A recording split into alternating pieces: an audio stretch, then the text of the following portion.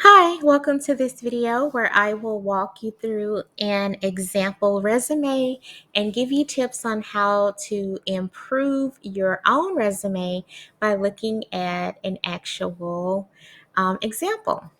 So in this video, I will go through this example resume and tell you some of the good parts and the parts that should be improved and tell you how I would go about doing that. So let's talk about a few of the positives first. So as you can see with this resume, it is very well formatted. There's the person's name up here at the top. Their contact information is easy to find. I've taken out all of real numbers and stuff from this. So this would be the phone number, of course, and then the email address and the home address. So very easy to find right up at the top. That's a positive. Next, the formatting of the text is all very similar. So for objective, education, experience, all of these headers are the same size and the same color and the same font. Also, let me just highlight. So all of these all of the sub parts as well, the sub headers under education, experience, so forth, all of those are also the same type of formatting. So this person is using all caps and Cambria, and the education, experience, so forth, that's in Cambria also, but not in all caps. So the formatting part with the headers and the subheaders, that is going to be up to you. Use something that is easy to see and easy to read, basically on a piece of paper, whether it's printed or if it's looked at electronically. So basically, I'm just advising you to keep your formatting consistent no matter how you choose to format it. So let me actually turn off these things over here so it can stop doing that. Okay, awesome. Alrighty, so definitely the formatting is very nice. Another great thing about this document is that there's plenty of white space. So there's space between objective and the address line. There's space between the last sentence here and the next header.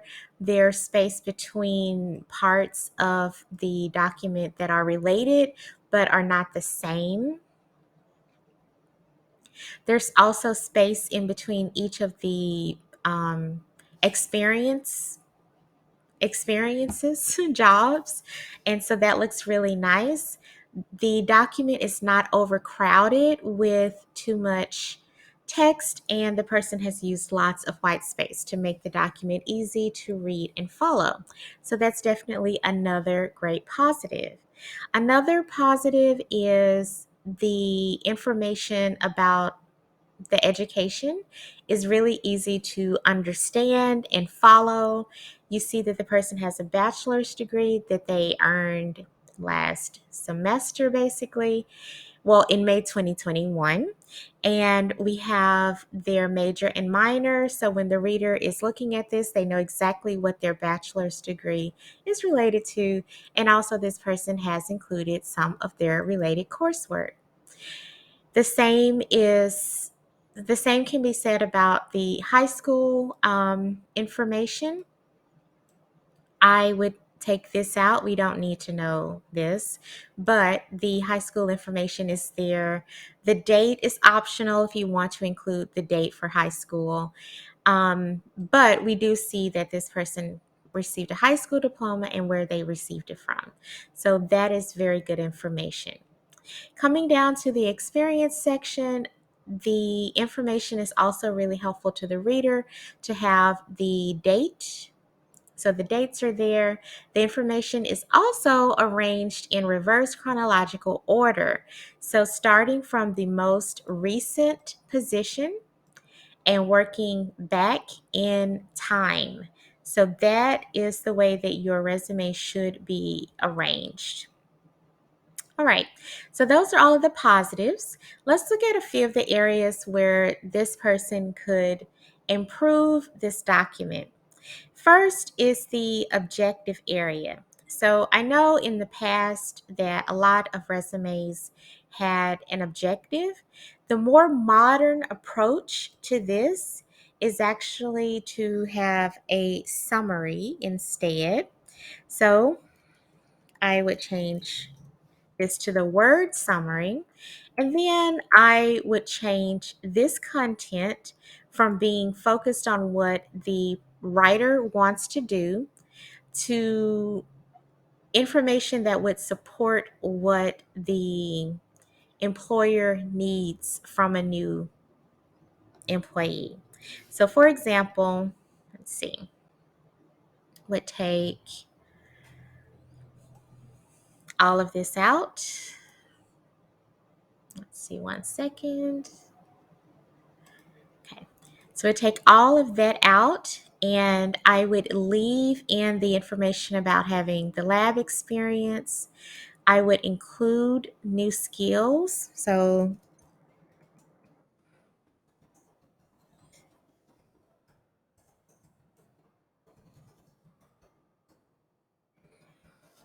here I would actually type out what these new skills are, because just saying that you have new skills that you learned in college is very vague and not helpful to the person reading the document. So we want to be specific. So I would add the actual skills that are referenced.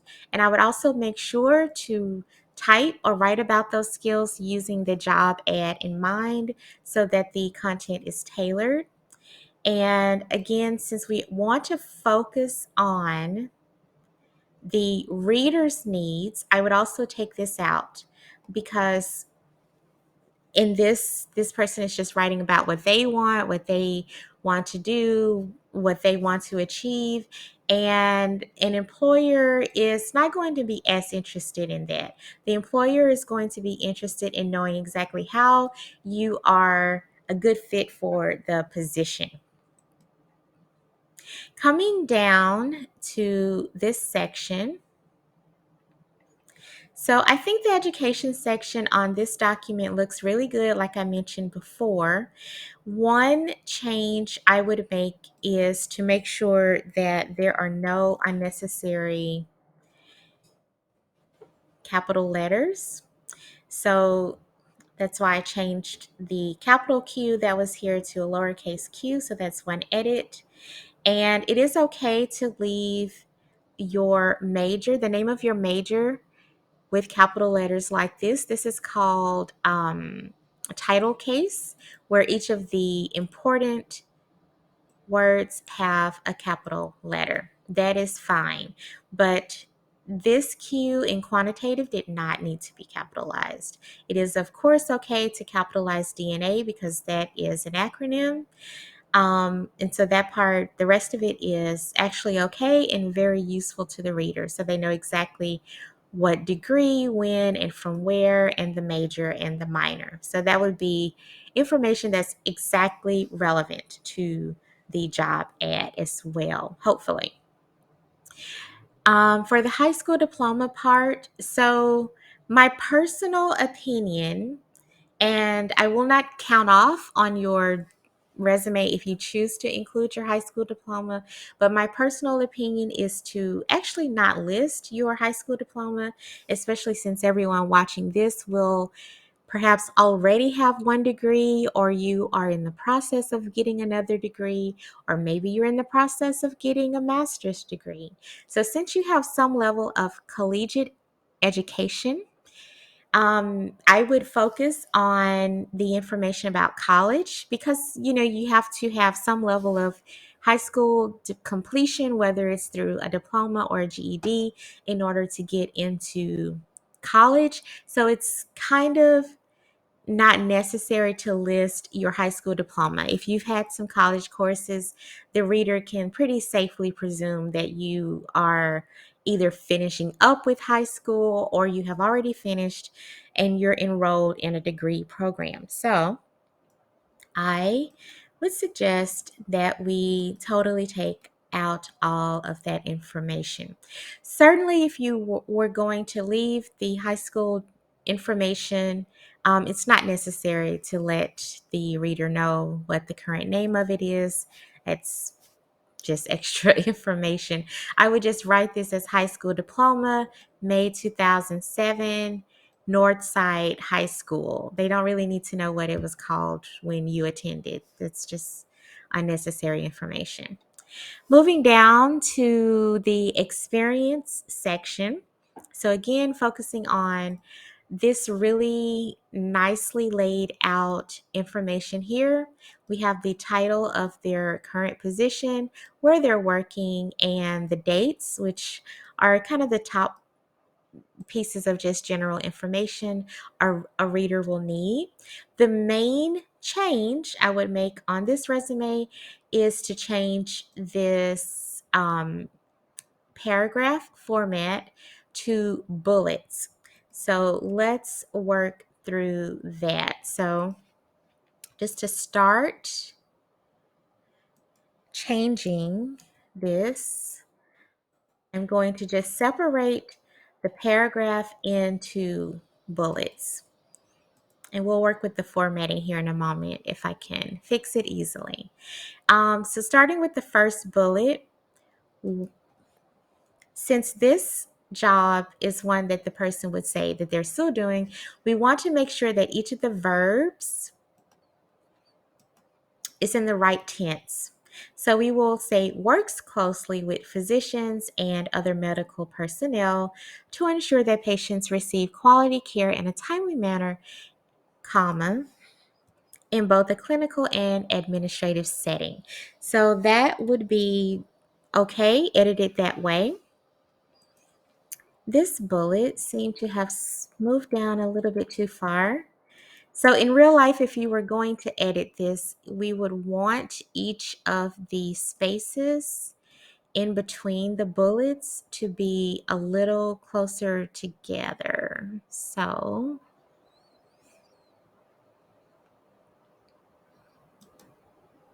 that didn't do very much. Let's see if we can fix that a little bit. That's a little better. It's okay.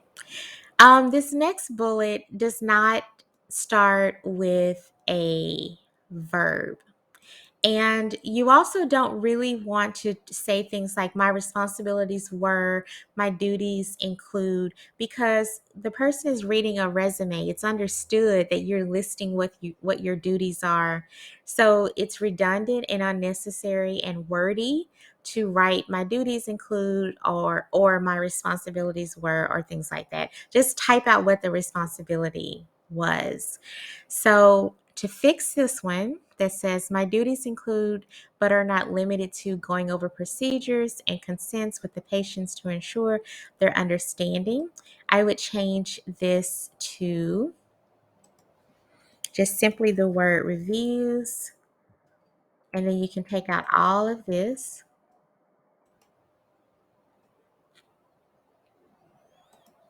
Reviews, procedures, and I'm not sure if this is used correctly. So I'm going to add the word information. Reviews procedures and consent information with patients. I would take out the, it's just a little wordy, to ensure understanding, and I would take out there because it's implied that you're talking about the patients and the patient's understanding. Yeah, so that's how I would fix that one. Again, let's come down here and check on this verb. This is not a verb, so let's change it to one. So right now it says confirmation of patient appointments as well as working alongside other departments to assist the patients in their needs. So let's see how to fix this up. I would change this to confirms. So we're taking this word and changing it into a verb, basically. So confirms, let's take out, here we go. Confirms patient appointments. One of my personal pet peeves with wordy writing is the phrase as well as. Sometimes you can just use the word and. Confirms appointments and works because we want our verbs to be aligned. We want them all to be the same. Tense. So we have confirms here and we have works. Confirms, let's see.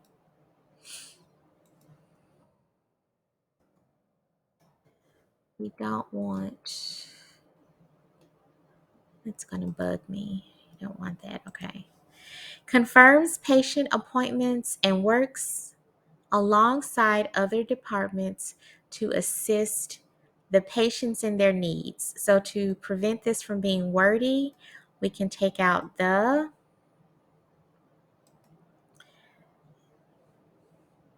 and in their needs, because we know that if you are assisting a patient, you're assisting them with something that they need. So it's not necessary to say in their needs. So confirms patient appointments and works alongside other departments to assist patients. Fixing the last one, attaining medical records and communicating with insurance companies to facilitate medication approvals. So, as you can probably imagine, we're going to change attaining to attains. I'm going to take out ing, attains medical records and communicates. There we go. With insurance companies to facilitate medication approvals.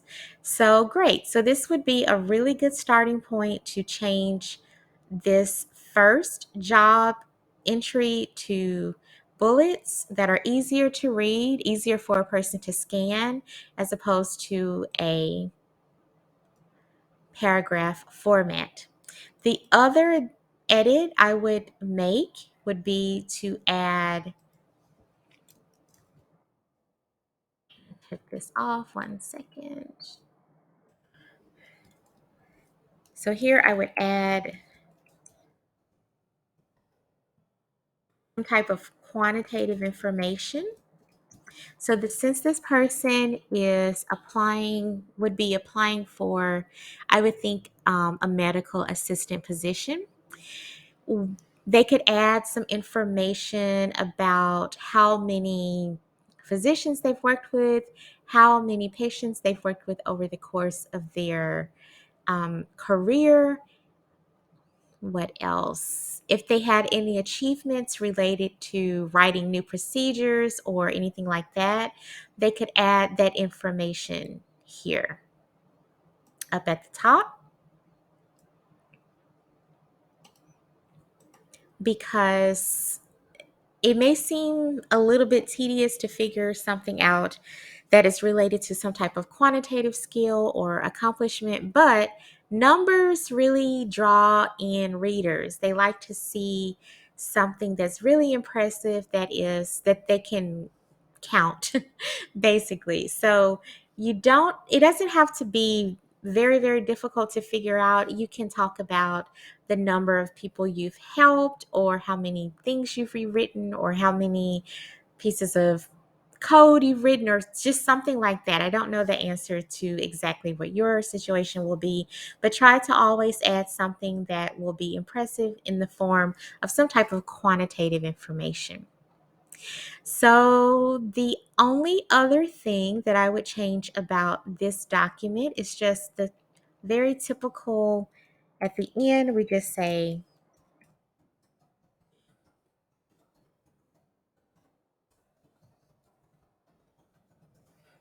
this is just very typical to add, just to make sure that the person knows that you are aware that they may ask for references. So you don't have to list your references on the resume unless the job specifically says to list. But in most cases, just adding this little blurb right here is enough to suffice.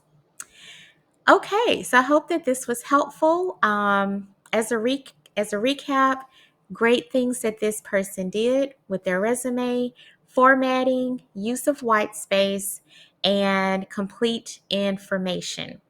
Areas of improvement include changing the objective to a summary style, adding quantitative information, deleting the high school diploma information, and making sure that each of the job roles that are listed on the document are listed using bullet points, and bullet points that start with the right tense of verb. So there you go. Those are some of the most common errors that I see on resumes, and those are some really very quick ways to improve your own document. I hope this was helpful. Please make sure to also check out the video where I go over a cover letter and offer some ways to improve your document as your cover letter document as well. I hope this was helpful. I will see you in the next video. If you have questions, you know what to do. Please email me at dilesn@uhd.edu. That's DYLESN, like Nancy, at uhd.edu. Take care. Bye.